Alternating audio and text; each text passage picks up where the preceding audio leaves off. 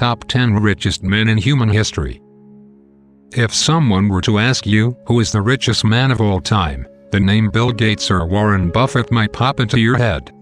Although those men are exceedingly wealthy, they are far from the top 10. The richest of the rich belong in a separate club than the rest. It is a club for men who have built legendary amounts of wealth and monumental legacies. Here is a list of the top 10 wealthiest men in human history. Cornelius Vanderbilt, American business magnate and philanthropist who built his wealth in railroads and shipping.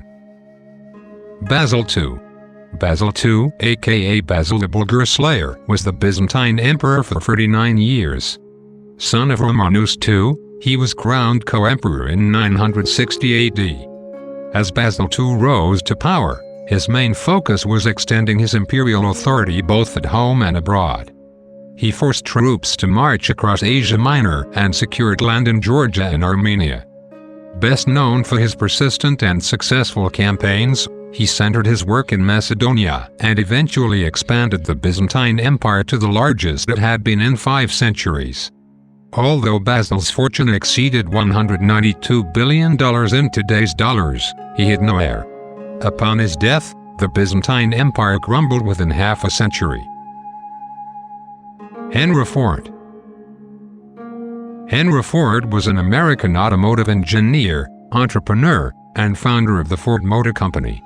Through his designing of the Model T Ford and employing the assembly line means of rapid production, he was able to lower the base price of his product in order to reach a wider market. As production increased, Ford further reduced prices and increased salaries to reduce worker turnover. This resulted in a rapid increase in output, with Ford production rising from roughly 18,000 cars in 1909 to over 1 million cars in 1920. Despite Ford stating that his focus was increasing Ford Motor Company's benefit to society and to its employees, even at one point being sued by the Dodge brothers based on this premise, his company was massively profitable. His highest earnings were recorded at age 57, and he died at the age of 83 in 1947 at a net worth of $188.1 billion inflation-adjusted value in 2015 dollars. Marcus Licinius Crassus inherited a fortune of 7 million sesterces after the death of his father in 87 BC. After several years of exile, Crassus was able to rebuild his family fortune by seizing the property of executed convicts for himself. Crassus also expanded his wealth by trading in slaves and by purchasing whole neighborhoods of Rome as they burned, for drastically less than market value. Crassus was known in Rome as Dives, meaning the rich. It is believed that Crassus expanded his personal fortune to a remarkable 170 million sesterces, while Pliny the Elder surmised his fortune to be valued even higher, at 200 million sesterces. This would place Crassus's net worth equal to the total annual budget of the Roman treasury. Crassus has often been listed among the wealthiest individuals in history, although depending on the estimate of the adjusted value of a Roman sesterce, his net worth may also be placed in the range of $200 million to 20 billion. Santoso, 2008, has $169.8 billion for Crassus. Andrew W. Mellon. In the 80 years he was alive, Andrew Mellon proved to be a jack of all trades. He was a businessman, banker, industrialist, philanthropist, art collector, and most impressively, the United States Secretary of the Treasury. Mellon was born on March 24, 1855, in Pittsburgh. Just 20 years later, he joined his father's banking firm, T. Mellon & Sons, and became the owner in 1882. From there, the firm continued to increase in size and profit. Eventually, he began providing capital for large corporations, which led to the start of the Aluminum Company of America and Gulf Oil Company. He was also responsible for the startup of the Union Steel Company, which later merged with the United States Steel Corporation. By the early 1920s, Mellon was one of the wealthiest men in the United States with a net worth of $210 billion. Mir Osman Ali Khan, the last Nizam of Hyderabad state. Regarded as the wealthiest person in the world during his lifetime, his portrait was on the cover of Time magazine in 1937. He had his own mint, printing his own currency, the Hyderabadi rupee, and had a private treasury that was said to contain £100 million in gold and silver bullion, and a further £400 million of jewels in 2008 terms. Among them was the Jacob diamond, valued at some £100 million in 2008 terms, and used by the Nizam as a paperweight.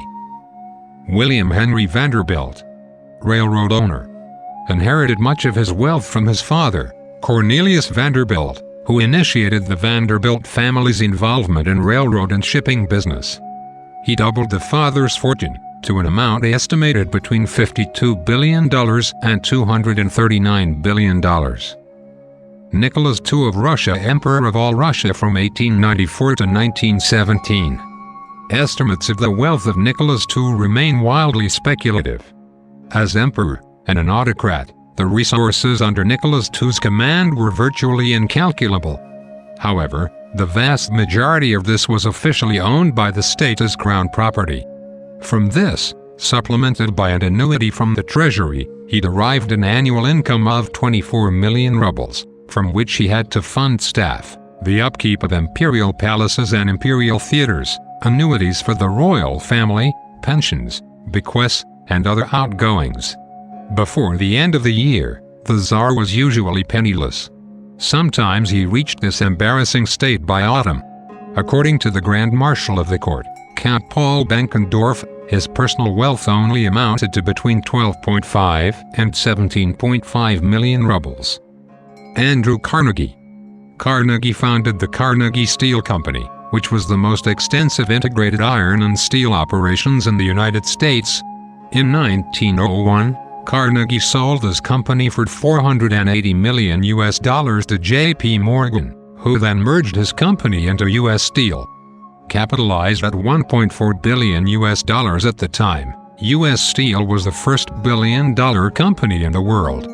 In his final years, Carnegie's net worth was $475 million, but by the time of his death in 1919 he had donated most of his wealth to charities and other philanthropic endeavors, and had only $30 million left to his personal fortune.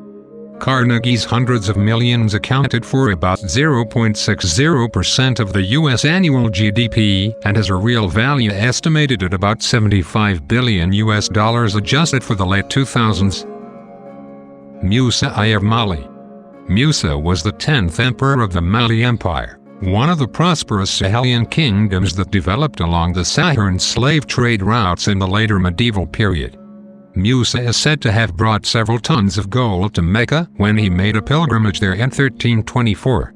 Reported as being inconceivably rich by contemporaries, there's really no way to put an accurate number on his wealth. Davidson 2015. Warner 2014 offers an estimate of $400 billion, with no indication as to how the figure was arrived at.